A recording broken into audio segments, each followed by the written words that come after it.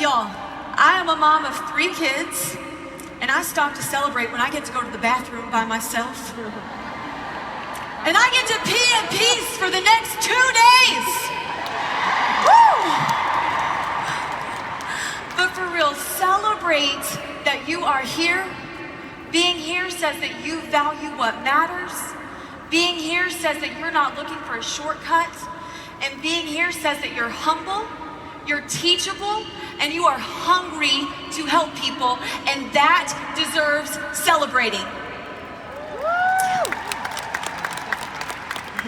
In December of this year, I will celebrate my 10th year as a Team Beachbody coach. A decade in. And you know, there's something about things that kind of move in a 10-year cycle. Have y'all noticed that? Case in point, some of you in this room right now are wearing a scrunchie. Okay, guys, there's like 500 girls around you. You can ask one what that means. But 10 years ago, when I first became a coach, no one was selling on Facebook. And now, your mom is selling on Facebook. Okay, lesson learned. We can never say never. So for the next 18-ish minutes, I want us to go back to a simpler time, back to the basics, back to before you had to attempt to figure out how to market your mom on Facebook. Because here's the truth about the basics. They never go out of style. They don't move in 10-year trends. And the basics are pretty much always what we need, but especially what we need when we find ourselves in one of 2 places. Number 1, I just need to begin. And number 2, I'm burned out. So to my friend who needs to begin, you are here. You have started. It's not a rank or a paycheck that indicates that you started. It is your cute behind in that seat. And so you have started. There is no turning back now. And to my friend who feels burned out, as Dave Ramsey says, that's impossible because you are not on fire. So whether you are at one of those 2 extremes or you're somewhere in the middle, let's gain some fresh perspective today to help us to do more of what matters and less of what doesn't. Yes? Okay, so first of all, let me start here. I don't hate social media. And I'm not just saying that because I'm pretty sure somehow Mark Zuckerberg is listening. Hi, Mark, love you. Don't mess with the algorithm again, please. Okay. But okay, it's true. Social media is a great tool. I think you need to be on it. I think it is a great resource for your business. But Facebook is not your business foundation. You are. You are your business foundation. So with that being said, let's get a few things straightened out. Our business model is direct sales. By definition, that means that we share this business person to person. But so many times, because of social media, we get frustrated when it feels like our work isn't working, but it's largely because without realizing it, we've switched how we're practicing our business model from person to person to people. And that is a big difference. It's called the masses mentality. And mass equals average, and you are too awesome to settle for being average. So let's talk about the masses mentality. Let's break it down a little bit. Okay, so the masses mentality is we spend so much time getting that perfect angle on a photo, and then we get a thumb workout from how many times we edit and erase to create the perfect message. All Beachbody thumbs have a 6-pack.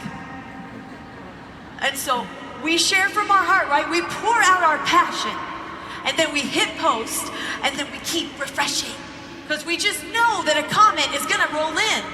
And one finally does. And we are so excited, only to find out that she just wants to know where our shoes are from.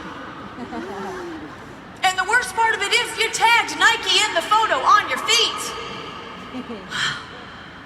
But here's the deal. Posting is marketing, and it matters. But no business can thrive on marketing alone. Now let me just say it. It would be a lot easier if it worked that way. If from the beginning, all we had to do was post and people just jumped in our groups. But as great as technology is, it's given us a blind spot. And it's convinced us that building a business should be easy. Seth Godin says, because of the internet, everyone in the world is your potential customer. But everyone in the world is also your competition. It cuts both ways. But most of the time, we only focus on one. Building a business is hard work. We know that. So if we know that, then why do we delusion ourselves that we can build a business that centers on daily activities that are about conveniencing ourselves? Because we do have some convenience factors. Let me run through them. Number one, Beachbody develops our products. Number two, Beachbody updates our websites. Number three, Beachbody ships straight to our customers for us. They offer us personal development and product training, and we have a full customer service department. This is where y'all should applaud. Yeah. We already have a ton of built-in convenience. So what would happen if we stopped looking for easy and we started working toward impact? Because here's what I've learned. If I had to summarize why I've stuck around for 10 years, and while I'll continue to stick around for another 10 as long as they'll let me, this business gets really fun when you inconvenience yourself to convenience others. It's when it gets really fun. I have a diamond coach on my team. Her name's Heather Waldorf. And the first time that I spoke with her, she broke my heart. And it was the vulnerability in which she shared, not just about how she felt about her health and the reality of a few situations she was dealing with there, but just how she felt about herself. And so we talked about the T25 Challenge Pack and joining my group, and she said she'd think about it. So I sent her the link to join via email, and she ignored me. I sent her a follow-up email, and she dodged that one too. I even texted her to see if she had gotten my emails, and she did not reply. So here I am, almost 2 weeks after that first conversation, and I could not stop thinking about her. Because in that conversation, I learned that she had 2 little boys that were just about the same age as my 2 little boys. And so I wasn't just thinking about Heather. It became about Jackson and Levi and her husband Wes. And so apparently, because I like rejection, I sent her another email. And I asked her to give me 5 more minutes on the phone. And I may or may not have mentioned that if she didn't reply to that email that I would drop by her work because she happened to be local. And so surprisingly, stalking works, but you didn't hear it here or from me. And she replied back to me pretty quickly. And in those 5 minutes that I promised her is all I would take, all I did was tell her that I believed that she could do it. That was it. Because believe in you is a lot easier to do when somebody else starts it and they believe in you. And I didn't need any elite coach savviness to do that. I just needed my heart as a mom. And so don't miss this. Products can be systemized. Services can be automated. People cannot. This is not encouragement to not be organized and to not have systems in your business. It is awesome to have a baseline plan, but this is a people business. And if we talk in the same way to every person, or we simply speak to the masses more than we have individual conversations, we will not reach our full potential of what is possible for us in this business. I'll give you another example. And NFL fans, before you make any disrespectful sounds, you remember where you are. In Lucas Oil Stadium, home of the Indianapolis Colts, Peyton freaking Manning. Peyton Manning! Okay? You can argue with me if you want to, but you'd be wrong and I have the microphone. But Peyton Manning is arguably one of the greatest, if not the greatest, quarterbacks of my generation. You're welcome, Peyton, shout out. But what made him great? Because his commercials are hilarious, but that did not help him on the field. And he's actually not the greatest athlete in terms of being the fastest or the most agile when running the ball. But he's like having a flipping coach on the field. He'd step up with the offensive line, he'd take one look at the defense, and what would he shout? Omaha! The O-line instantly changed in their mind what they were gonna do. The defense had no idea what was coming. And then the ball was in Peyton's hands, only for his laser rocket arm to launch it into the end zone. I'd like to see Peyton do that in heels, by the way. Okay, maybe it didn't always work that way, but it happened a lot. And how he did it was because he was a master at studying film. And so because he knew his play and he recognized the defensive formation, he could change his plan to beat theirs right there at the line. Now, our customers and our coaches, they are not our opponents. But you know as well as I do that oftentimes in this business, the people that you are trying to help are their own worst enemy.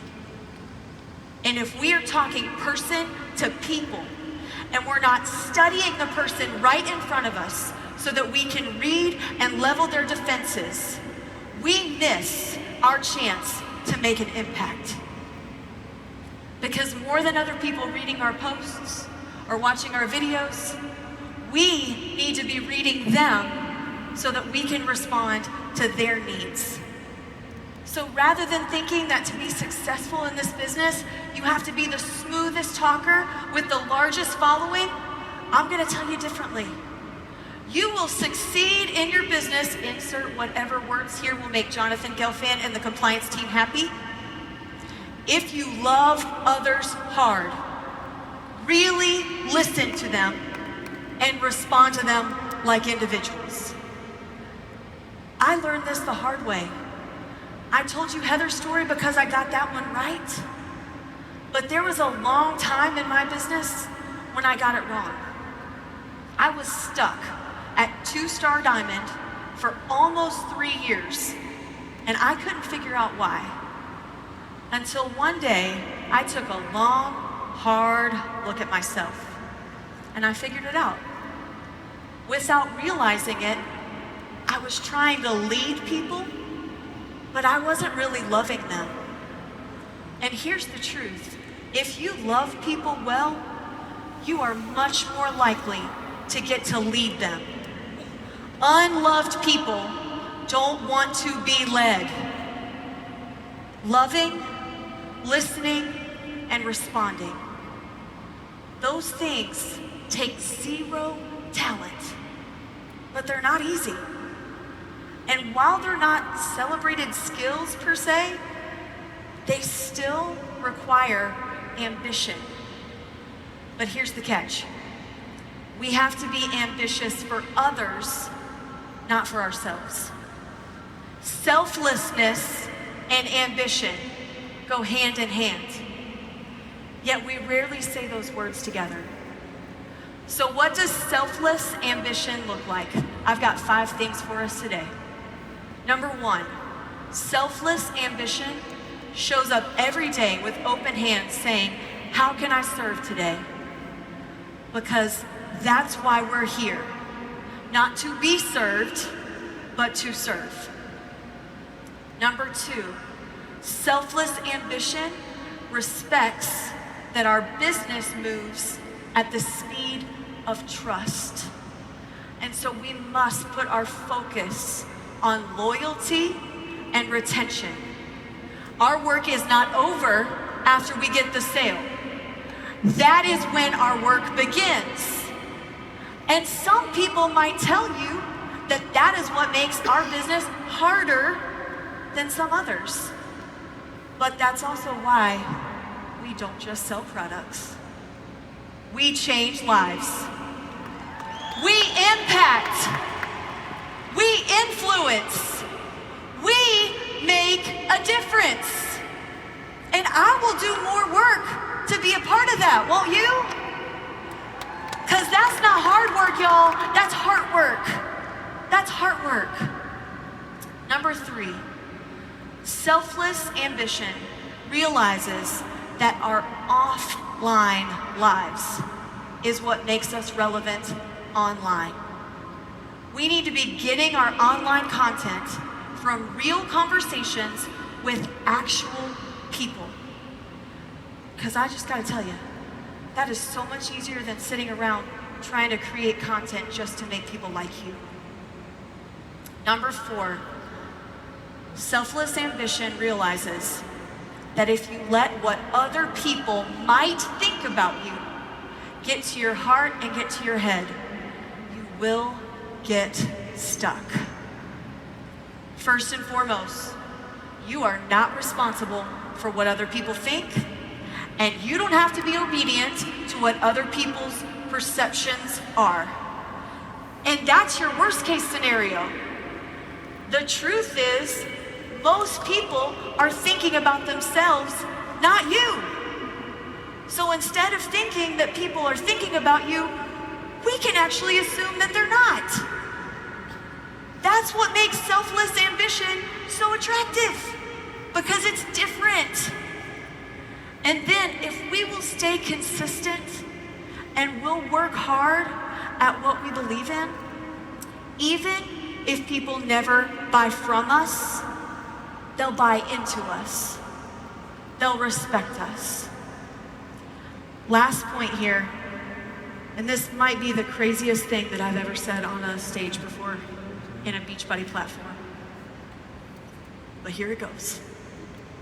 Selfless ambition refuses to look at this business as your opportunity.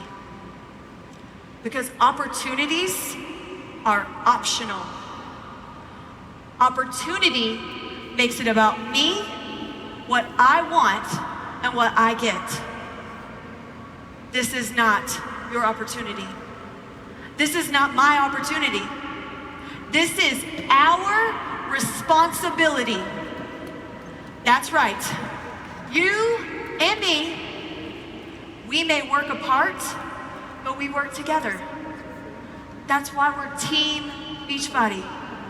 And team implies that you and I are both needed. We all matter because you are the only you ever created. You have a sphere of influence that no one else does.